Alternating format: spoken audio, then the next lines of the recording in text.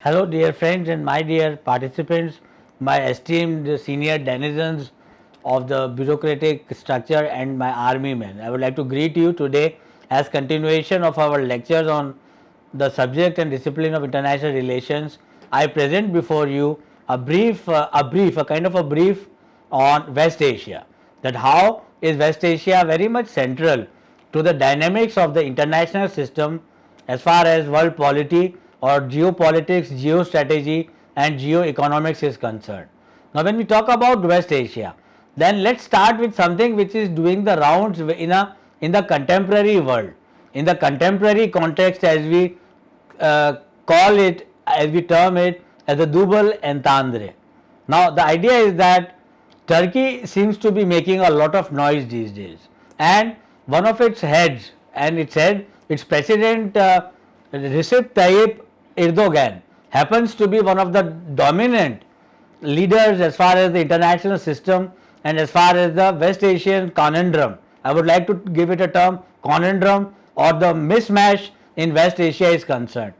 Now, if you look at Turkey, now Turkey has a democratic form of government, but that too suited to the whims and fancies and open to the proclivities of extension of the presidential term in Turkey, which has been ably, very cleverly, cannily and dexterously led by Recep Erdogan.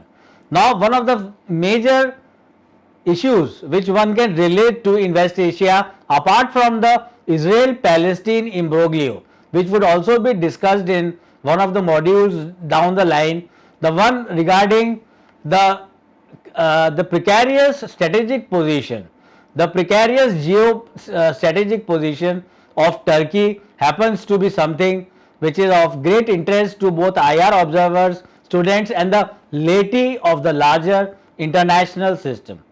There we can say that Turkey still boasts of its status as being a kind of a transit nation. Now, when we talk about Turkey, we talk about the city of Istanbul too. Istanbul, as if we lovingly remember about it in our teenage days and in our college days, there was this movie construct which emanated out of Hollywood and its name was Casablanca. Now, when we talk about Casablanca, then we refer to the transit state of affairs as far as the entire mainland of Turkey and the town of Istanbul is concerned. Turkey is located and situated in the scenario of a twilight zone, wherein initially it was being run by the Ottoman Turks, by the Ottoman Empire, and later on it became contested between the west and the east. So, Turkey happens to be a kind of a a bridge, an amalgamation, an adhesive between the Orient and the Occident. And now Turkey can really get a lot of mullah and can become a prosperous country, much more prosperous than it is right now as we speak in June 2020, if it really solves a couple of its problems. The problems or the questions which are being posed before Erdogan happen to be that of Russia.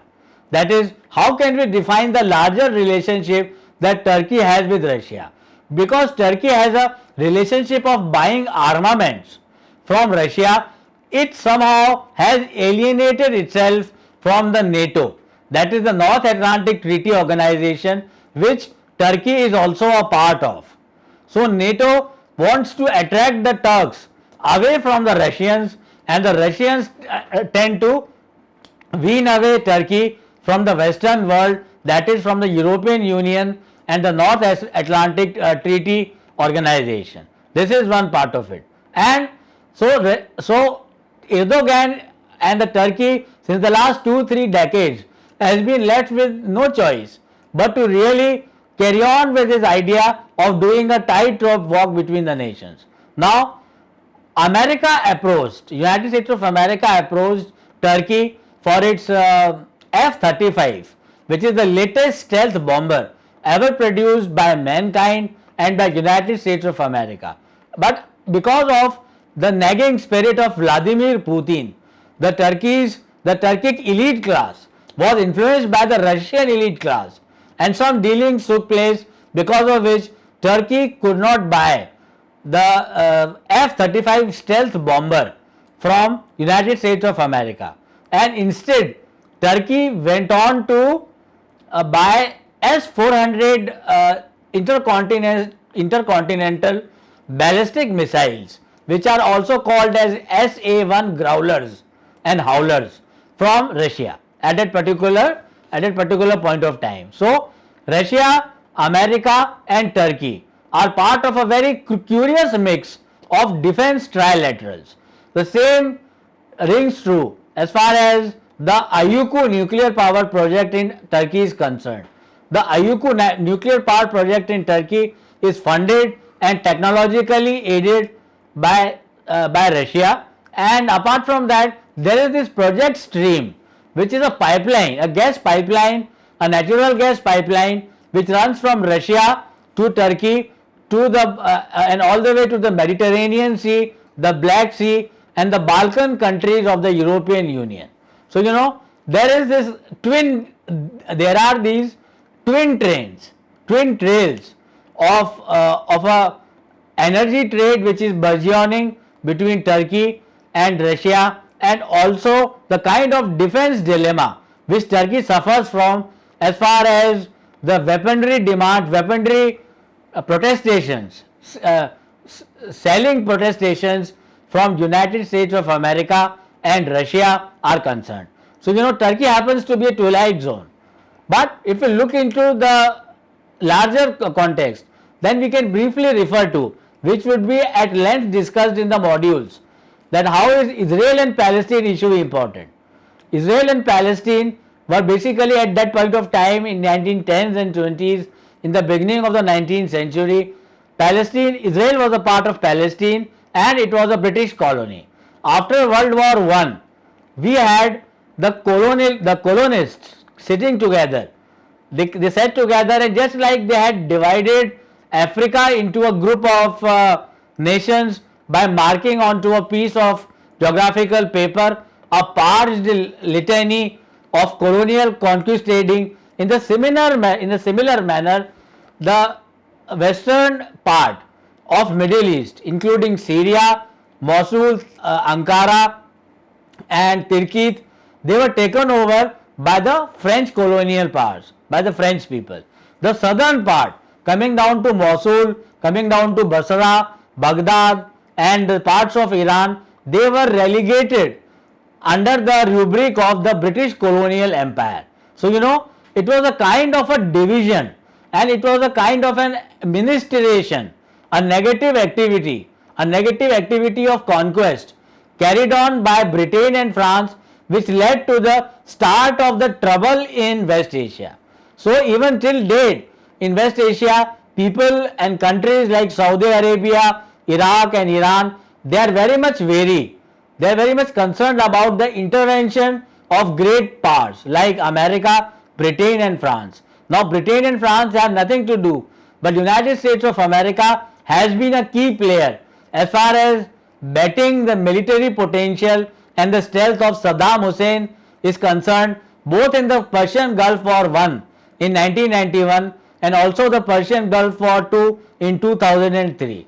Apart from this, if we go back to the Israel and Palestine idea, then we are going to find that in 1914 the Britishers came out with a Balfour Declaration. They came out with a Balfour Declaration, and as part of that Balfour Declaration, Israel was extricated. It was pulled out.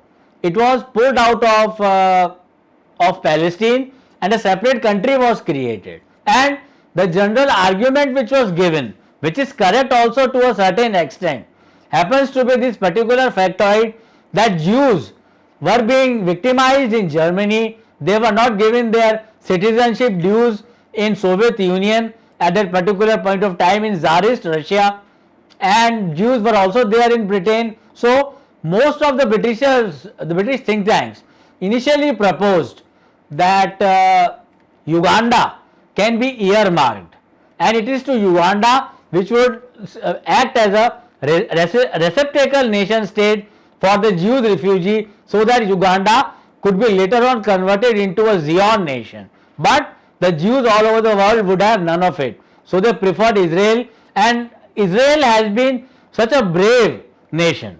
It has been such a courageous nation that it has fought 4 wars with the Arab world, with all the Arab world conglomerated together, gathering together with its forces, and Israel being on the one side. The battle of 1948 under Golda Meir, the Israel's chancellor, the 61 war on the oil, or specifically the 71 war on the oil, the Yom Kippur wars, the Galilee wars of 1962, the first Intifada in 1988, and the second Intifada in 2000. They all have been the kind of the general trajectory which reflects the lack of peace and camaraderie in the larger West Asia. So, West Asia has been suffering because of the colonial past to a great extent, and United States of America, in my view, needs to play a larger and a more meaningful role as far as the stability, peace and the stealth and the well-being of West Asia is concerned, because I would like to repeat, as I have said in my earlier lectures, that with great power comes great responsibility, which should be the dictum for countries like United States of America and Russia when it comes to restoring peace and order in West Asia. Thanks a lot, participants, for a patient hearing.